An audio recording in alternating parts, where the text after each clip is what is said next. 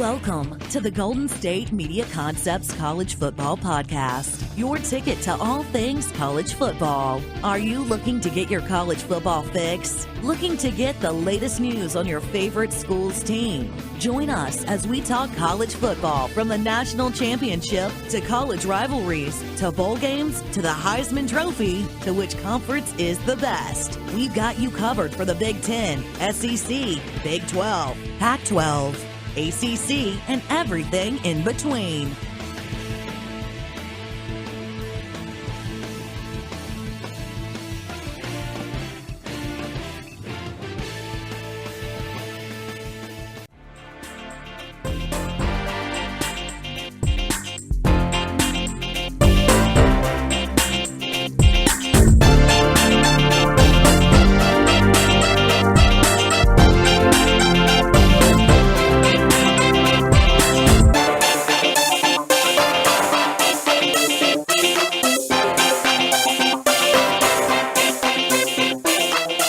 What is up? Welcome to the GSMC Football Podcast.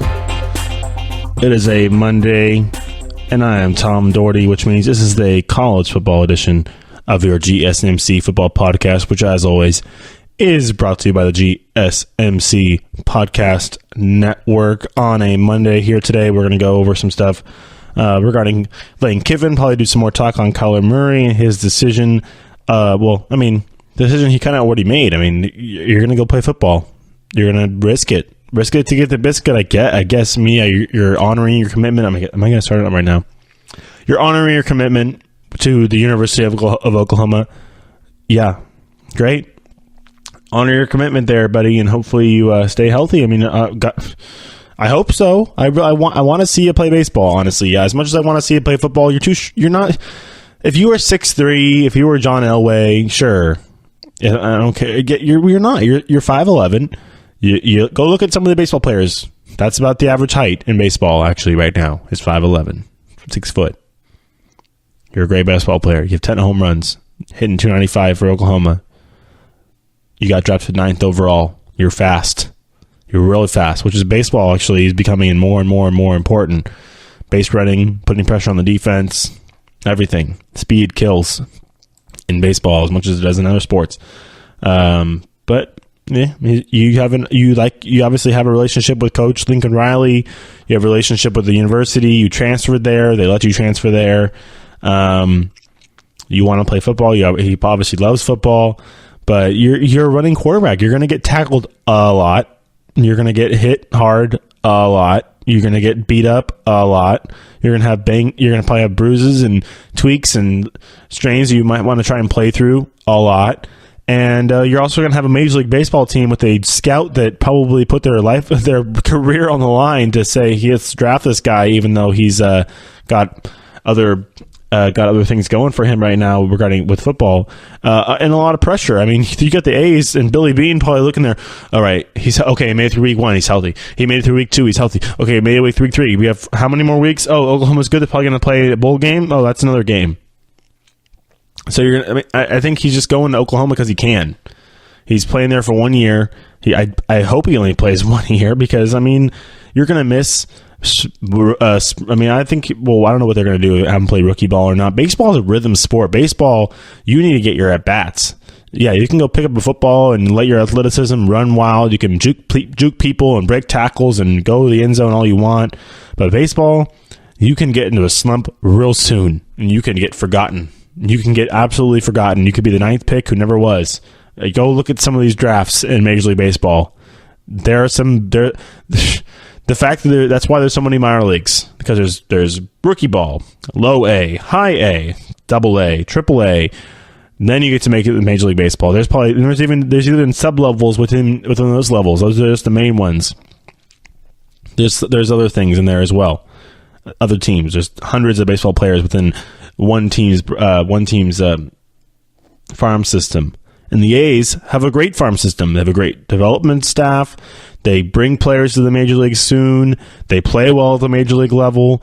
Their whole team right now is a bunch of homegrown players, as it always is, because that's how the A's work. That's how the A's go, and they get the Josh Donaldsons developed in the major leagues for 2-3 years, and they get signed, they get traded, and sign for big fat contracts with other teams. That's how the A's work. And if you're Kyler Murray, I'd be like, bye football. I'm going to get as good as I can at baseball and go make my millions, and it's going to be all guaranteed no matter what. No matter if I run into the wall and break my wrist, I don't care, or tear an, it doesn't matter. It's all guaranteed. Football, you plant your foot wrong on a cut and tear up your knee, that contract could be out the window. That scholarship can be out the window. Don't get me started on the fact that he can play football as an amateur while under a professional contract. I mean, he's a professional athlete. Doesn't matter what sport he plays. He's a professional athlete, and he still holds his amateurism to play football, which is great. That's great. I'm not against that, but I'm against it when you can't have Tua Tagovailoa be just as good as Kyler Murray, be just as much in the spotlight as Kyler Murray, be on the most visible program in the league or in the country, just like Kyler Murray is on Oklahoma, Alabama, and Oklahoma are pretty. I mean, Alabama put me a little bit higher up there in the old visibility popularity rankings, but Oklahoma's right there. They had Baker Mayfield last year. They've been in the college football playoff. He's losing earnings. Literally, Tua every day is losing money. Every single day. He has an opportunity to make money, and he's not allowed to take advantage of it. But Kyler Murray, because he can swing a baseball bat and go run around the outfield and catch a fly ball, and he's really good at it, can make $5 million because a team drafted him. That makes a lot of sense. I know it's two different things, but just because Tua isn't good at baseball or isn't as good as Kyler Murray is at baseball doesn't mean that he doesn't deserve to make a little bit of cash on the side there with his likeness. Kyler Murray could do the same thing if he wasn't good at baseball because he's one of the best athletes in the country right now. I mean, he is. The guy's going to start at one of the best college football programs in the country and also have a chance to go play for the A's or get in 5, 6, 7 years, get traded to the Red Sox or something. Be the next Jackie Riley Jr. or Mookie Betts. He could. And going off of his stats and his skills and his tools that he has, there's a good chance he might be. A very good chance. Probably better than not. Because of the fact that he's already in the spotlight. He's been talked about since he was 16 years old when he was playing football for Allen High School. He was a star. He's been a star his whole life. And he actually can make some money off of it because he's good at baseball. And, I would not risk it. You're not only, if you're a pocket passer, you're going to sit back there in the pocket and just kind of tear people apart. Sure. I'd be a little bit more comfortable with you going to play football, but he's not. If you're a big dude, like a Big Ben or a Josh Allen or something like that, big dude going to take hits, well, sure. But no, you're not. You're a speed demon at 5'11" who just plays quarterback because these days the most athletic person plays quarterback. If this was 10, 15 years ago, he'd be a running back like that. He's going to be if he played football, if he really thought about playing in the NFL, he'd put on 15, 24, 5, 20, 30 more pounds and be a running back because that's how elusive he is.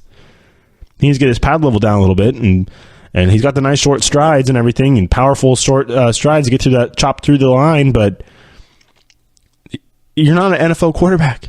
You're not. You're maybe a running back at best, which is a 5 to... I mean, the average running back career is, 3 years, 4 years? So maybe you get 5, 6, 7, 8 in the NFL if you think you're good enough to play. And that's playing running back, by the way, versus playing in Major League Baseball, which you are definitely good enough to do because you were the 9th pick overall. But you got to stay healthy. You play outfield. You got to get your at-bats. You got to hit. You got to get in the cage. Swings. You can't do that when you have a helmet on, a football helmet on. Because you hit with a helmet on. Oh, well. No, a football helmet on and pads on. You can't go hit. I mean, this guy must have the biggest engine and the most energy ever because to be able to do both is crazy. I mean, there's only 2 guys ever to really do both at a high level, and that's Bo Jackson and Deion Sanders, both world-class athletes, which, I mean, Kyler could be. He already is a world-class athlete. It's great. But Bo already even came out and said, you got to focus on one. you got to focus on one. We're getting into the day and age where kids are playing travel ball year round. I mean, we're seeing a lot more injuries because they're specializing. They're saying, okay, no basketball, no football. We're playing baseball. We're going to go for it. He's obviously gifted to not have to do that, but he's going to be playing against he's been playing against a bunch of kids, and he's going to play against a bunch of more kids who are even better. Because, I mean, you're playing for Oklahoma in the Big 12, great. You're playing against a bunch of big D1 schools, big to D1 programs. They actually didn't even win their conference. Baylor won that conference, by the way, in baseball, FYI. But Colorado put up good numbers. I'm not really worried about how good the Oklahoma Sooners baseball team is, but Colorado put up good numbers. But now you're going to play in the next level where everybody was drafted. Everybody was good, no matter where they went to college. There's no scrubs. Everybody's drafted. Everybody's been playing baseball since they were, or year round since they were 12. I mean, yeah, you're a world-class football player. You're probably the most visible person in that rookie team. You're going to be like, oh, sorry, guys, I'm too cool for this. I'm going to go play football because I committed to Lincoln Riley. Well, sorry, Lincoln. I think he would understand if I got drafted 9th overall. I have a $4.7 million thing on top of my head right now, and I think I'm going to make a career decision and not go get bounced around like a beanbag or a punching bag for you this year. As much as elusive as he is, most of his runs will end in tackles because he's a running quarterback. I mean, unless he just learns just to sit back there and sit in the pocket and be a Russell Wilson guy where you're not going to hopefully not take as many sacks. But look, even Russell Wilson, great quarterback, has had a crap offensive line the last few years, and he's getting wear and tear. He's had ankle injuries or knee injuries, something with his legs. He's having the wear and tear happen already. I mean, it is not the biggest. You don't see it. That's why you have Super Bowl winning quarterbacks are drop back passers. I've already said that he's probably not going to be a quarterback in the NFL if he wanted to play in the NFL. He wouldn't be. He'd get turned into a running back or a slot receiver or something like that. He's not going to be a quarterback in the NFL. I think he's 5'11" at best, honestly. You seen a picture of him? I think he's 5'11" with cleats on to give him a couple of quarter inch or half inch of a rise. But he's not. Yeah, that's good. That's a generous measurement right there. But no, but besides the point is the height problem. It's the fact that you are running quarterback. You are going to be like a ping pong ball, pinball out there, bouncing off tackles, getting body blows here and there, finally getting smushed into the ground, and hopefully not hurting yourself. I mean, this is a problem that we've seen all over the place. People get hurt. Football is a collision sport. I talked about it a lot in the last show. A collision sport. And as much as you want to honor your commitment, you got to go play baseball. You got to go get your swings in, get to the majors as fast as you possibly can, because that's when you'll make some serious money. And it's not going to be, we're going to, half of it you can have, but if you actually stay healthy, you can have the rest of it. No. It's every single dime. Every dime that you get. You are assigned for, you will get. So it's not even a question for me. It's not even a question. But the thing is, for him, this is not my overarching comments on every quarterback who gets drafted. Every guy who's going to be a quarterback in the college football for a big program like Oklahoma that gets drafted by Major League Baseball. Just him is this. I'm talking about just him in the scenario. The way he runs the way he runs in an offense. The way he's built his body style, the skills that he has, which is speed, are his number one thing. His legs are very, very valuable. That's the reason why that I would say, sorry, Coach Riley. I know that I did all this. We've been going towards all this. I know, but honestly didn't think I was going to get drafted 9th overall. I was told I was like a 1 to 3, maybe 1, probably 2 or 3 round guy, and I would not have that much of a price tag on top of my head. But I got drafted 9th overall, and I feel like I need to honor the commitment the A's made. I mean, they didn't decide to pay 4.7. The A's didn't make that money up. The fact that the pick has slotted out value. So the fact that they used the 9th pick, they know The A's know that's the price tag along with the 9th pick. They know what they were getting into. If you're Kyler Murray, you're like, okay, cool. You've committed a lot of money and a lot of faith in making me your first pick. I'm going to honor that and go play rookie ball for you come this fall. So that'll wrap it up for this segment. As we will come back and do some talk on Lane Kiffen and see if he's doing what he can for FAU. Can he come and do it for a different school if he so pleases, or if he's just going to sit there and be ride the Lane train with the Owls down there in Florida? So we'll come back and do some talk about that when we come back.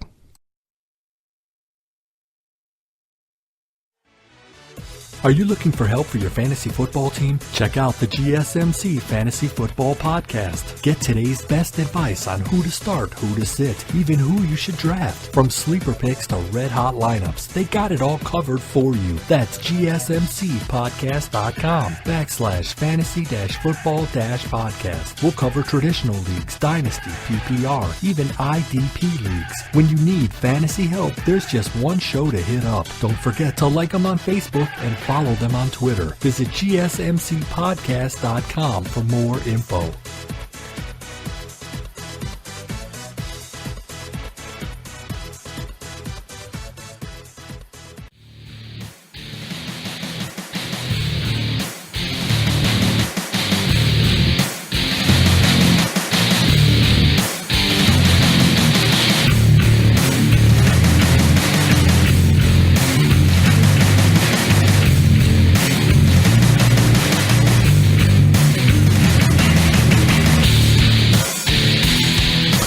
All right. Welcome back. GSMC Football Podcast, the college football edition. And what is college football? What is college football without Lane Kiffen? Number one, gotta love the name. Always love the name, Lane Kiffen. The Lane train. They're riding the Lane train down there in at Florida Atlantic, which isn't that Orlando, which is, I don't think so. That would make sense. Atlantic. For Atlantic University, the Owls, that's where the Lane train is rolling right now, as they are considered the most overrated team, actually, according to ESPN's Football Power Index. The most overrated team according to Vegas. And sometimes we got to point out when, the FPI does not match with what Vegas believes. Vegas, I think, says 9 wins for FAU. They're not in the Power 5 conference, that's for sure. But they are in a conference that, should have some interesting opponents. They do have they did have Jason Driscoll, but he's gone. So they got to kind of figure out what they want. But I feel like what to do with Lane is, does he want to stay there? Does he want to stay in this kind of mid-major is more of a basketball kind of term for college basketball, but this is almost a mid-major in college football. It would be considered a mid-major, but Lane has made his beans being the guy who left USC, left Tennessee, was Nick Saban's guru on the offensive side. I think that's where he's best suited, is being the offensive coordinator of Alabama. But he wants to be a head coach. He wants to be doesn't want to be the second fiddle. He wants to be the head honcho, and you got to give him credit. So if he is able to do what he is doing down there at FAU, which is make them an overrated team, or whether his name carries a certain pedigree that allows for Vegas to think that they're actually going to get some wins. They obviously have to figure out what their new quarterback is, but this has been a coach who, what's he, 40 years old, 43 years old, has his own, is active on Twitter. He's all over the place, and I feel like where was he? He was at Tennessee, then so he left Tennessee for USC, and then left USC to be the offensive coordinator of Alabama, which he was for 2 years, and then he went to Florida Atlantic. He was the Raiders head coach. Was the Raiders head coach and everything. That's a classic Al Davis right there. But with the coaching, and I don't think he's as far as Florida, I think he likes it down there, obviously. But do you really think he's going to stay down there very long? What he did last year was was interesting after the year before. I mean, he went was it 11-3, first season over 500 for FAU since 2008. I mean, first time over 10 wins since they were moved up to D1. So I mean, he's doing a lot of good things for this program. And do you think that? I mean, obviously he's getting paid enough to where he's going to do what he wants to do, and living down in Florida has got to be nice. But I feel like his talents still could be found elsewhere. Whether he's going to be an offensive coordinator for a big Power 5 school. I feel like he's been a guy who likes to be his own boss. I mean, obviously you do have a boss when you're a head coach, but you're in charge of that individual program. Versus, I mean, yeah, he did the whole Nick Saban thing. What, for 2-3 years was he there? 2014, 15, 16. Yeah, so 3 years he was at Alabama under the thumb of Nick Saban. I mean, honestly, Nick Saban's more of a defensive guy, so I think he did give a lot of leeway to Lane with the play calling at Alabama, which has got to be nice, and won some titles down there. But I mean, they did. Obviously did lose. Yeah, so he lost actually when he left for FAU. Steve Sarkisian did come down and actually do that. Oklahoma did the job for Alabama and they lost. So, I mean, kind of pick your poison with the quick USC head coaches. Both those guys did have chances to coach at USC, and both did not last very long whatsoever. And both left in some weird media. I think I don't think Kiffen had quite the issues that Sarkisian was having. With his health and other things like that. Sarkisian was having some problems. Kiffen was more of like, oh, I got a better offer. Deuces. Like, obviously, the firing was part of it as well, but the Tennessee thing is when he kind of with that, I got a better offer. Deuces. And then he's like, oh, I'm going to go to USC and then do USC for 3 years. And not do much at all. I mean, obviously Lane was there for quite a little bit longer than Sarkisian was, but still leaving quite the media storm there. So, I mean, he's always been the guy that the cameras have loved to follow because, I mean, he's been kind of visible. I mean, visible, and in fact that he's down now in FAU, and we're still paying attention to him, and still Vegas is thinking that he's going to get 9 wins, and we're like, not a chance. What are you talking about? I mean, there's other teams that are kind of mismatched when it comes to the FPI and Vegas. Obviously, FPI knows that has to do with Kiffen. FPI thinks 7.5 is the right number for Florida Atlantic when Vegas says 9. So whether Kiffen is worth 2 win and a half or whatever it means to Vegas, I mean, that's a big deal. Or they could be using other variables to kind of figure that one out. There are other schools like that are mismatched, like Cal. Vegas has them at 5.5 wins when FPI is at 7.7. So I mean, it goes both ways. That's the only really big school that I'm seeing there. Other ones are like Toledo and UMass, I guess, but are kind of mismatched. But yeah, I don't know. Do you think Lane makes his squad overrated with his being, with his likeness? Is he more of a hype guy?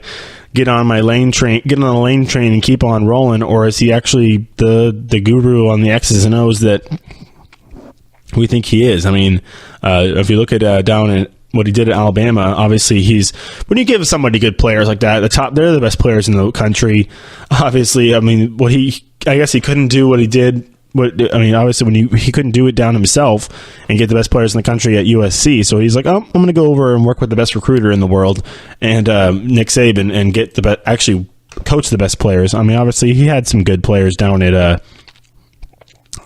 LA, but being over at Alabama has got to be nice to work underneath Nick Saban. Obviously, did work with their offense, creating it more of a kind of, they were always that pass first kind of offense. I mean, run first kind of offense. But now with the best, became one of the better offensive coordinators and jobs. Obviously, he was relieved of his duties that was early 2017, and Cesar Sarkisian became a successor. Obviously, with that was after he accepted the job at Florida Atlantic. So, yeah. I don't think he's going to be there much longer. I think maybe a couple more years down there, and he'll find some other job with the Power 5 school, and he'll eventually get his name back. Because, I mean, this guy he's only 43 years old. He's got decades left on his coaching career if he ever wants to. I think he's also destined to kind of be in front of a camera as well. He's done other things for ESPN, I believe, or Fox. He's been on different shows and been an analyst. So I mean, he can honestly go do that if he doesn't feel like coaching anymore. But he's got to love it because down there, I mean, turning a program like FAU around, the Owls, you can't not like that. As they're in Boca Raton. That's why I'm like, they're not in Orlando. Boca Raton, Florida, is where Florida Atlantic is. So yeah, I probably wouldn't leave very much soon unless you got like some crazy offer, like Mark Richt retires or something like that from Miami, which won't happen, or Dabo Swinney gets fired. But no, that won't happen either. I don't really see anything. Most coaching, we always have a coaching carousel every year, it seems like. But right now, actually, Kevin Sumlin can't get a job. Kevin Sumlin is working for ESPN. There's guys out there who are good coaches and they can't really find work, or whether they don't want to or not. Kevin Sumlin's a great recruiter. Kevin Sumlin is a top recruiter, and I mean the thing is he's not really the best X and O's guy. I think that's what they wanted. They wanted a better combination with Jimbo Fisher is now over at Texas A&M, and Kevin Sumlin doesn't have. I mean, is he working for ESPN now or what? But so I mean, whether they just Lane is just comfortable down there at FAU or what, it's not really. So actually, Kevin Sumlin did get a job. Oh, he's the head coach of Arizona. All right, there we go. Rich Rod's gone. When did that happen? Did that happen under my nose? He got a job at Arizona. That was as of 2018. So it was this year when he got hired there. Why did I didn't even get a thing? Okay, yeah, he's head coach of Arizona. There you go. There's the job you want, University of Arizona, because, I mean, both the Arizona schools, I think Arizona got the better coach, but Arizona State now with what they have, Herm Edwards, the ex-NFL analyst now down there at University of Arizona. It'll be fun to watch him on the sidelines this coming season as well. But, I mean, if there's jobs opening all over the place, I don't think Lane's really going to be clamoring over Arizona to go to Tucson and work at the University of Arizona. I think he'd rather stay in Florida and go and mess around with the Owls. I mean, are they at least they're the FAU's got to be in some sort of America. Are they in the American? What are they in? Are they in the American Conference? As I'm going down to where Florida Atlantic University, they're in the Conference USA. Okay, there we go. So the Conference USA is where FAU is in. So that's not terrible. Not terrible, as that's where let's see who they play. Birmingham. They play Florida International, Louisiana Tech, Middle Tennessee, North Texas, Old Dominion, Rice. Okay, there's some competition in there. They got some guys, UTSA, UNCC El Paso, so a couple Texas teams. Yeah, so not a terrible competition. But I mean, not Power 5 competition at all. So whether Lane likes just kind of living down in Boca Raton and coaching, it's not a bad gig at all. You're probably one of the most visible guys on campus. It's a beautiful campus down there. You're in Florida on the water right there. I mean, you're playing. Obviously, I think the farthest they go is Texas. To go for traveling, but you play some middle of the road schools. You got a middle of the road school yourself. Maybe you can lure in some top prospects, make that team really good. Guys that are from a JUCO or that have been scorned by other bigger programs and want to just play football, and you get them down there and you say, hey, I've been in the NFL, I have connections everywhere, you come play for me and I can get you somewhere. That could be how he can get better players and how he can obviously they went 11-3 last year after a 1-3 start, so they won 10 games in a row. I mean, that's not it's hard to win 10 games in a row anywhere in any sport. So the fact that he was able to do that last season is pretty nice, and we'll see what he does this year. Obviously, the Vegas thinks that he's going to win more than the FPI for ESPN. Different kind of one's handicapping with bets and stuff, and trying to get people to bet on it. Obviously, it's a little different with Vegas. You don't bet off the FPI, you bet off of what they say. FPI is just a basic algorithm-based thing where they put in all these different variables and it spits out a expected win loss, or expected win total, versus Vegas is like guys in a room kind of going through every team and saying, okay, well, let's put it at 9. People won't think they're going to win 9 games. They'll bet on that. But they won 11 games last year, so maybe we'll get people. The thing is, they put a number out to get the equal amount of bets on each side of the coin. So you get equal amount of people betting that they won't win 9 games, it's equal to the people that bet that they will win 9 or more. So that's the whole point with Vegas. So it's not really it has kind of do with that. It all, as well as it has to do with actually the team and the variables as to do with like who the schedule and this and that. So when it comes to how many wins they're going to get. All right, that'll wrap it up for this segment as we'll come back and do some talk on the Heisman hopefuls. There's a lot of Heisman hopefuls out there as the more Vegas odds have come out. We're not really betting. This isn't a betting show. We're not talking about betting as much. We're just talking about the chances, and we like to look at the Vegas odds, see who they think has the best chance of winning the Heisman Trophy in this coming season. So we'll stay tuned, and we'll do that when we come back.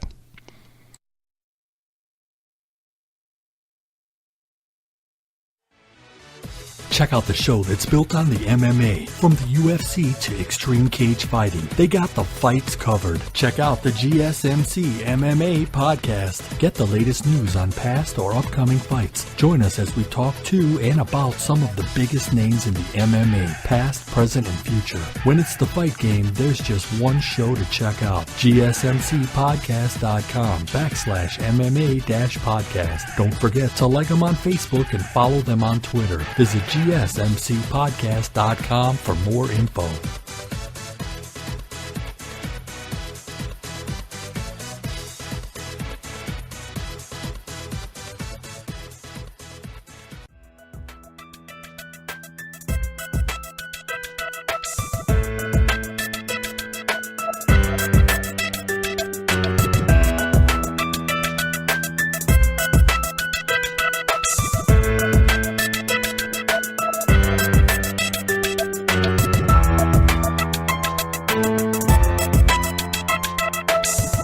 All right, welcome back to GSMC Football Podcast, the third segment of the day today. And we're going to go over some Heisman hopefuls. Right now, Vegas has Bryce Love, the running back from Stanford, as number one, has the best odds at least, to win the Heisman Trophy this coming season.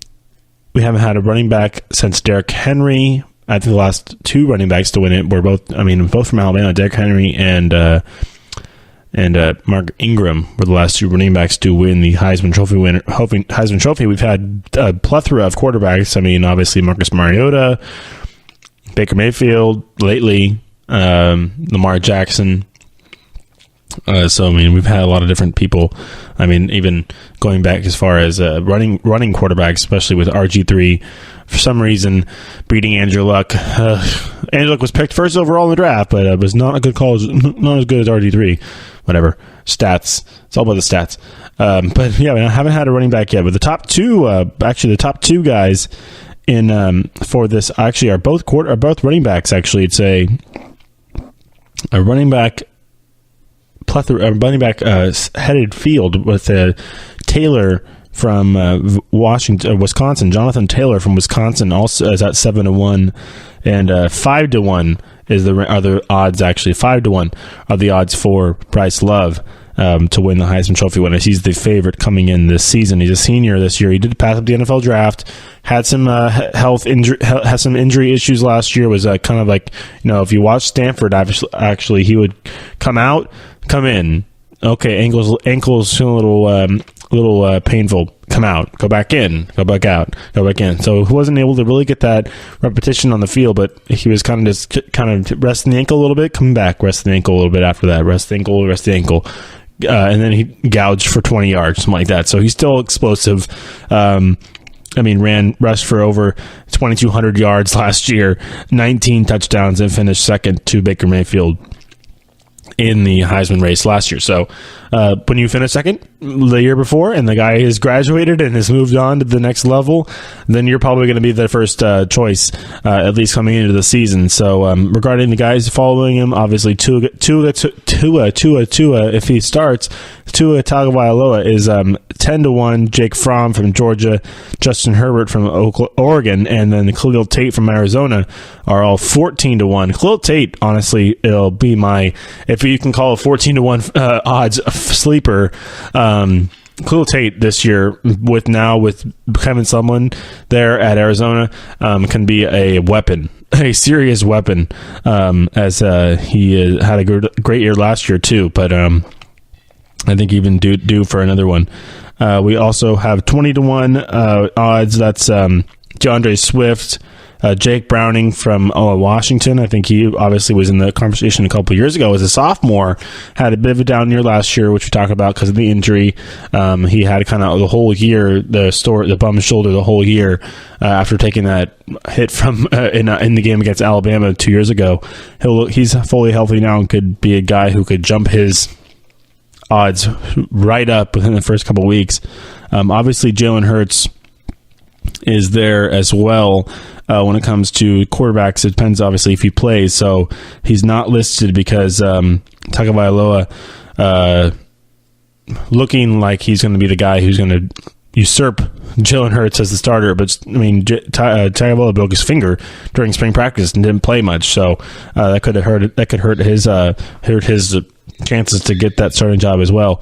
Oklahoma State running back J.K. Dobbins, Jared Stidham from Auburn, Kelly Bryant from Clemson, and Kyler Murray, who is going to play this year. Watch him win the Heisman Trophy and then peace out. I'm going to play baseball.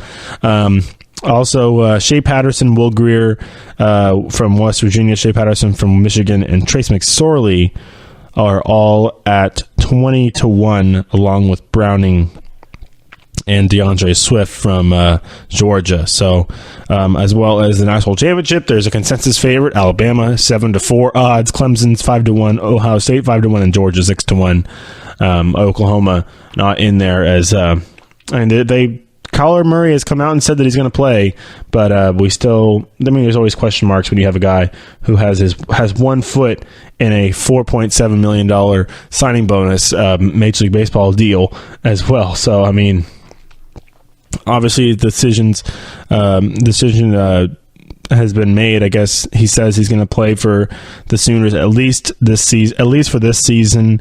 I'm thinking that he probably will be gone. Obviously, he can be good. He's been compared to Andrew McCutchen, who is a MVP-winning perennial All-Star in the National League for the Pirates for many years. Now he's in the Giants, playing pretty well. So, I mean, he's got an upside for sure. As that's been the comparison, as he can be a premier defender in center field, as he has that speed that is very rare in Major League Baseball, and also has a pretty good bat too. So as far as the fact that he went number one for the A's, at least number 9 overall, tells you that the guy has a major upside. And the A's think that he wants to be a football player this year, but they know that in the long run, I think they've been told that he's going to play baseball. And he wants to play baseball in the long run. I don't think he's going to be an NFL player. We've gone over that. He's barely 5'11", more 5'10", and he doesn't project to be an NFL quarterback, more like a Major League Baseball center fielder. So, that's just everything's pointing that way anyways. Obviously, there's going to be a lot of factors that point into it, but the A's definitely have to give him the go-ahead.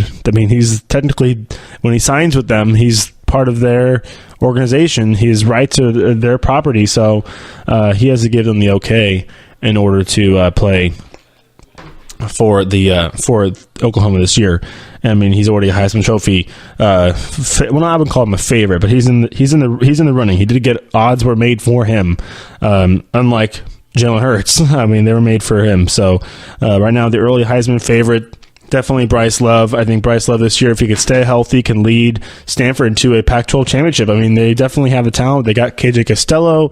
They have some great defensive guys. They did lose Justin Reed to the draft, but it's still got some guys there on the defensive line. Usually, they get some of the top prospects in the league. Top recruits in the country, because these days it pays to be smart and be good, because that means you can get a job. You can get a job after football, even if it doesn't work out. So guys are definitely trying to make themselves more well-rounded, make themselves be able to. The Stanford. We talked about Stanford and Notre Dame and how those schedule is going to be just absolutely demanding, crazily demanding, and they are obviously not going to do anything for you regarding class. You can have your tutor, you can do whatever you can, but you're going to be going to class, you're going to get getting your stuff done yourself, and unlike some of these other schools.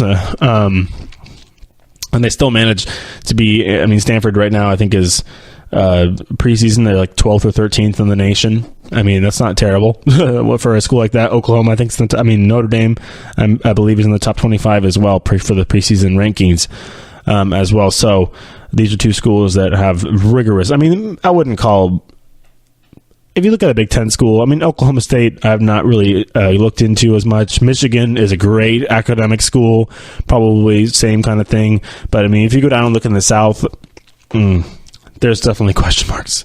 You got some tutors, lots and lots of tutors. Football is number one down there. Football is number one by far. Yeah, get your communications degree, which actually I got, so I shouldn't poo-poo that much. But get your letters of science or whatever easy degree you're going to be getting, while Bryce Love is getting his degree in human biology at Stanford. I mean, he's sitting in a lab for half the time, and I think he wants to be a doctor. So, I mean, there you go. The guy's going to play in the NFL, and he wants to be a doctor. So, we've actually had, I mean, it's happened before. We've had we had a Rhodes Scholar, I think, play for the Giants. I think it was Antwell Roll or something like that. One of the Roll brothers was a Rhodes Scholar. He got a scholarship to Cambridge, played in the NFL. So, I mean, we've had plenty of smart guys. I mean, obviously, we've had Brian Fitzpatrick, who was a Harvard graduate, got 100% on the Wonderlic test. I mean, looking forward to see what Bryce Love gets on the Wonderlic test, but I'm looking more forward to see if he can win the Heisman Trophy this winter. This year. This winter. It'd be next year when they decide. But obviously, there's a bunch of guys on there who are very capable of winning it. I mean, I would love to see them winning it. Tua Tagovailoa, hopefully he gets the starting job there at Alabama, and he can run away with that. I mean, Jake Fromm, obviously coming back off of a great freshman year where he took his team to the national championship game. Obviously, he loses two good running backs, gets DeAndre Swift, though. So, I mean, DeAndre Swift has odds made for him. He's good enough to get in those preseason odds. Khalil Tate, like I said, could be a great quarterback for Arizona. But, I mean, they kind of get caught up in their own fact that they're not really a football school, so they kind of remember that usually halfway through the season.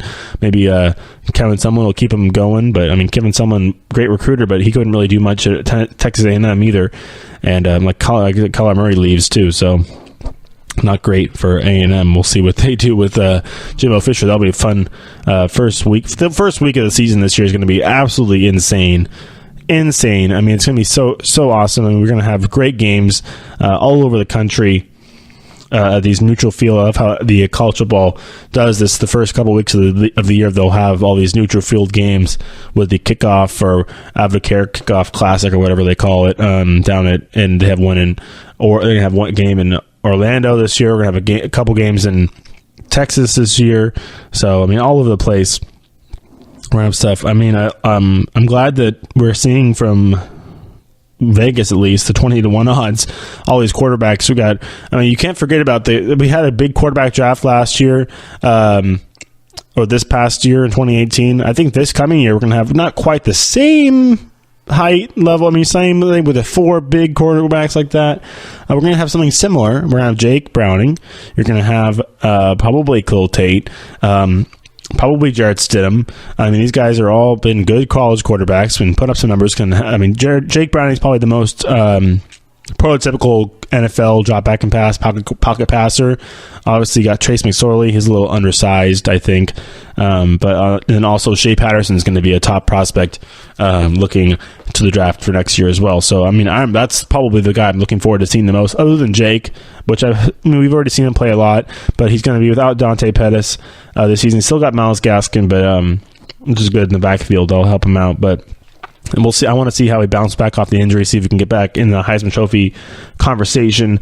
Really interested to see how Shea Patterson, the first real big quarterback prospect to come and play for Jim Harbaugh at Michigan, and see if Jim Harbaugh can be the quarterback whisperer that he has been, like he was with Colin Kaepernick, like he even was with Alex Smith before he got hurt when he was with the Niners, like he was with Andrew Luck. I mean, Andrew Luck has had crazy intangible talent anyways, but I mean, coaching has a lot to do with it. Play calling, getting players in the right positions to succeed. I mean, getting the right guys out there in the packages and stuff like that. So it has everything to do with it. And obviously there's preparation and stuff like that as well too. So when it comes, I mean, you can go watch go watch the Bruce Arians special for when he retired for the Cardinals. There's a special about Bruce Arians and how many times he's changed jobs and all the coaching staffs he worked with. Bruce Arians was a quarterback whisperer for Peyton Manning and Ben Roethlisberger. And he was their quarterback coach, and he was a darn good one. So go look at that and see how preparation and quarterback coaching can just whispering in somebody's ear can make a difference. And we'll see if Coach Harbaugh can do that for Shea Patterson this coming season.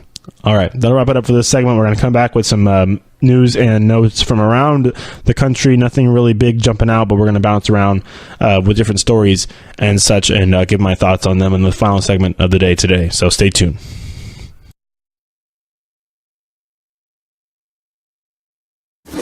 Check out the show built around the women of MMA. From the UFC to the extreme cage fighting, we got the fights covered. Listen. It's the Golden State Media Concepts Women's MMA Podcast. The latest news of upcoming fights, discussions of previous matches. Join us as we talk to and about the biggest names in women's mixed martial arts, past, present, and future.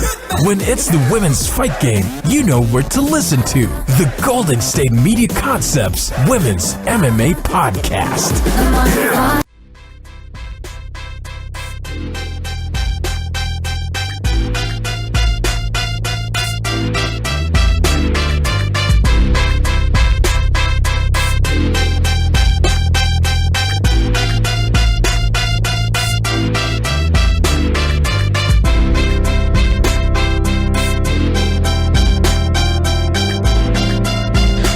All right, welcome back, GSMC Football Podcast, the final segment of the day today here on a Monday.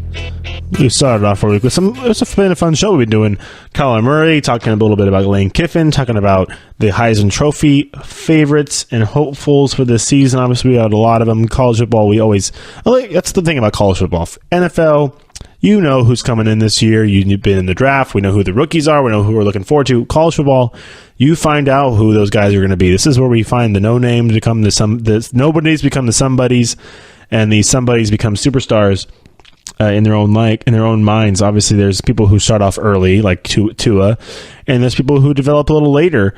Bryce Love just became a big household. The fact that he plays with Stanford might not make him quite the household name that you would expect from a Heisman Trophy favorite, but the fact that his games they start at 10:30 at night on the East Coast.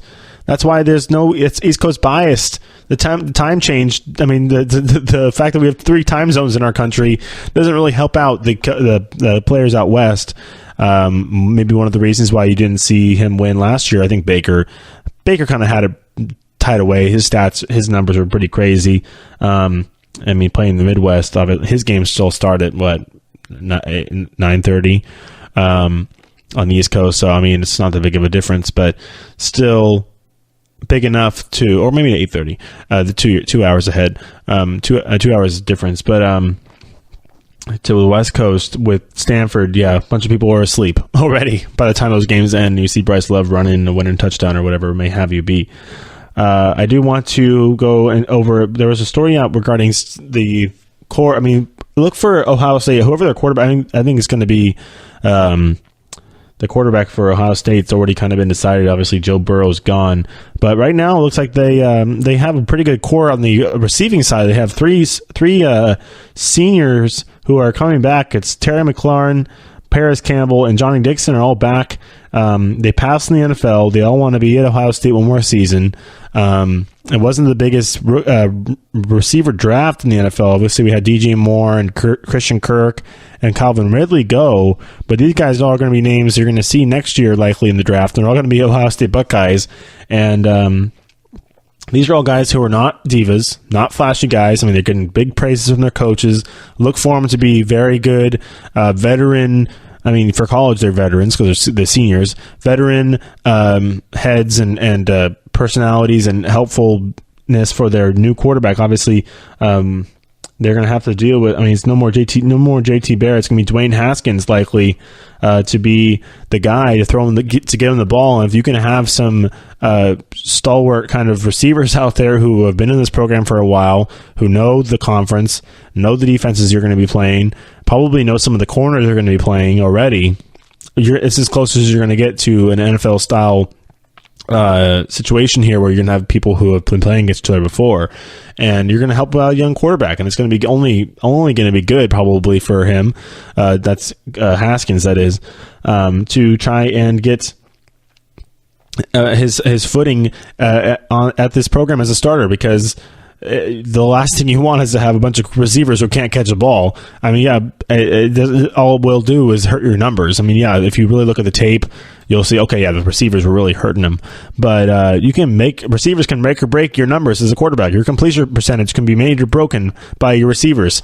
So, I mean, whether it's a touchdown or not, it can make or broken by receivers. If you have a receiver who has butterfingers or gets late to a spot and tips a ball, and there's a pick all of a sudden. So, I mean, your receiver obviously has to do with a lot of it, and the fact that Ohio State this season, it looks like their receiving core is going to be a bunch of guys who are team leaders, who are role models in this program for the younger players, and that can only help the offense there for the Buckeyes, and as they look to be back in the conversation and back into the college football playoff this season, obviously, as they always are, because that's just how good Urban Meyer is. That's how good their program is. That's how, they do play in that side of the Big Ten, obviously, when they had to deal with Michigan and Michigan State and Penn State. I mean, they've been 3-0 in the last 3 seasons against Michigan, which is great. I mean, it's unfortunately for Jim Harbaugh, he's not going to get tossed like that Ohio State coach there was. They had before Jim Tressel. They had a coach that didn't beat Michigan, and that's why he got let go. Jim Tressel did beat Michigan. Urban Meyer's beaten Michigan 3 times in the last 3 years. So whether it's going to be another one of those years, or we're going to have Ohio State running for an undefeated season, they definitely have the core, at least on the outside, to be able to do it. Obviously, a young quarterback always remains to be seen what's going to be happening with that, but that's a good little start for Ohio State. That is, not Oklahoma State, has the different question marks there. All right, as far as some news and notes to go around, we have a question mark over at Virginia Tech. They have a quarterback, Josh Jackson. He could have an academic issue when it comes to eligibility. He's having some issues in class regarding his eligibility for the Hokies, as he's been dealing with this for a while. Obviously, he remains on the team as he waits word from the university regarding any discipline. I think he got caught up, whether it was something in class or something that said they're going to know in a couple more days regarding what the issue was and what could happen to him. More news out of Notre Dame. They have this is out of Houston, regarding a Notre Dame player. Ex-Notre Dame cornerback Nick Watkins is heading to Houston as a graduate transfers, as there's going to be a bunch of key graduate transfers coming to Houston to play for the Cougars that could help their season this year. Obviously, this is a team that used to have Tom Herman as their head coach, won a bunch of games. Actually, their quarterback they won a bunch of games with was Case Keenum, of all players. Case Keenum was their quarterback there for like 6 years, I think. He had used every year of his eligibility before going to the NFL, and was a good quarterback there for the Houston Cougars. As now they will be getting some good veteran players coming in. They got a junior college transfer, the guy from Notre Dame obviously coming over there. That's Nick Watkins coming over to play for Houston. We have another interesting story coming out of Minnesota. They have a group of players filing suit to seek $45 million in damages over suspensions, whether it's racial and gender discrimination. This is a federal lawsuit that was filed on Friday, and it states that racial and gender discrimination, intentional, willful, and malicious misconduct, deliberate interference by the university caused irreversible damage that was deemed is hoped to be deemed irreversible damage to 9 of 10 football players who were suspended back in 2016, late 2016, after an incident. There were 5 who were cleared and actually reinstated. The other 5 were either expelled or suspended This was three of the players who were reinstated. It was Antoine Winfield Jr., Seth Green, and Antonio Chenault.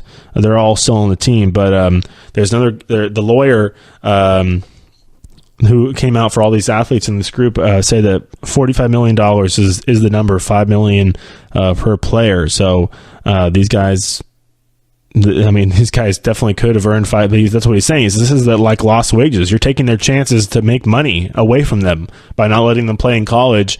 They could have made $5 million in their careers. We're just throwing that number out there, obviously. Well, that's what this guy's saying. Obviously, the university will contest the lawsuit as they don't want to have to pay up that money. But the fact that these are all former students and they all have grievances, looks like this might take a little bit as they have to go through the Hennepin County courts, and the prosecutors actually did not file charges against the players, but they did investigate what the school did investigate, and obviously through the appeals they did reinstate 5 of the players that were suspended. The other 5, though, were like, what happened to us? Like, what was the difference between us and them? And they want to find out, get more information, and this is why, obviously, the money also has to do with it. getting this suit done, as the lawyer has again come out and said that the black players feel like there was a bias against them as they were used as pawns, and it's kind of a belief that these guys, I don't know what they haven't really declared what the incident is, as there was, I think there was 2 years ago, a woman did accuse, that was the incident. So 2 years ago was the incident was that a woman accused these players of engaging in non-consensual sex with her at a party, and the players said the sex was consensual. So it's another sexual assault issue that we're getting in here, and these players are, whether they said they're being used as pawns or nobody's believing them because of their race or the color of their skin, and that's why they're asking for this, or not asking, but they're filing these charges against the university for that sum of money, and it's definitely a serious. We'll probably be getting back into that when more news comes out regarding that stuff. So that's an interesting story out of Minnesota, of all schools there in the Big Ten. We have another commitment as we continue with our 2019 class being kind of filled out. Ohio State gets another big commitment as they get an offensive lineman, Harry Miller. He chose the Buckeyes over Clemson, Georgia, Stanford, and Notre Dame, as he is ranked 20th in the class of 2019 and is one of the top recruits that is coming out of the state of Georgia. So there's definitely something to be known there. So he did decide to go to Ohio instead of staying at home or going to one of the private schools. You gotta love when it's a big offensive lineman like that, you got to know Stanford and you got to know Notre Dame is going to be involved. But a big get here for Ohio State, as offensive line is a big deal, especially in college. I think I preached it. I preached a lot, the fact how important offensive line is and defensive line, how line play can be the basis of a good team or a bad team in football. On any level, it obviously starts there. And when you have the skilled players that the Buckeyes have there, Ohio State, a good offensive lineman can only help. He's only going to block and pass protect better. He's only going to make more holes for your running backs. He's only going to create more opportunities for your skilled players to show off their talents, as they are the unsung heroes, but they are where it all starts. And I'm trying to give them some pop here, as Miller is a 6'4", 317-pound guard. He's the number 1 ranked guard out of for the 2019 class, number 5 ranked recruit out of the state of Georgia. So, this guy is definitely a big get for Urban Meyer and the Buckeyes, as he looks to be a guy who can play there. Guard is a big deal. Guard's a big deal. I know left tackle tackles get the big hubbub because they're pass protecting, but for a running quarterback, for a system that's going to be running a lot of read option, a lot of college style, you need a fast, big guard who's going to be able to pull out of position and get out in front of the quarterback or the running back, whoever may be, for those sweep plays, any sort of toss play or anything on the outside. That guard's going to be really involved there, as well as getting to the second level on the inside runs, those zone runs too. So he's going to be definitely a mammoth. As I said, 6'4", 314. Imagine that guy coming out of high school. That's crazy. But yeah, no, he's going to Ohio State. I mean, he's going to be a good player there for them. I could expect as we've gone through a bunch of different stuff. I know with the eligibility issue, Minnesota, that's got to be a weird thing coming out. Coming out of there, we having to deal with that. If you're a University of Minnesota official, having to deal with that. Obviously, we have some more stuff regarding the spring stuff going.